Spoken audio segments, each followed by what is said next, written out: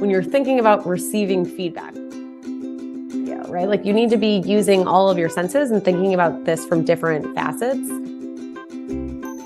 The second is you're talking about being mindful about what's happening around you. And Chris talked about like the other noises in the room and the other places your senses are being pulled in the room. And you should be doing the same thing with feedback. Like, what's the context of this? What else is going on? And so starting with checking in with yourself, turn on your senses, like be mindful of where your head's at, where your emotion's at, where you are today. Be mindful of what's happening around you, the dynamic and the environment at your company, on your team, with your manager. And then when you actually get into receiving it or describing it, the very first thing, I think you said exactly like this, was objectively describe the thing in front of you. And do the exact same thing with feedback. I don't care if it's a beer, a glass of wine, a food, or feedback. Start by objectively describing the thing in front of you. Save your overall opinion for the end. Exact same thing here.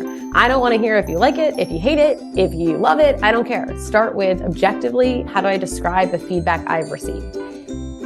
So here's a piece of feedback.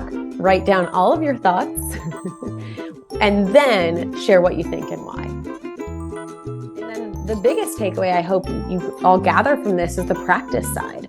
If you're like me and you just heard Chris describe beer in this way, you're probably sitting here thinking like, how did he pick up on all those flavors? And Chris alluded to this in the beginning. He was training, he has years of practice and he had to work on it.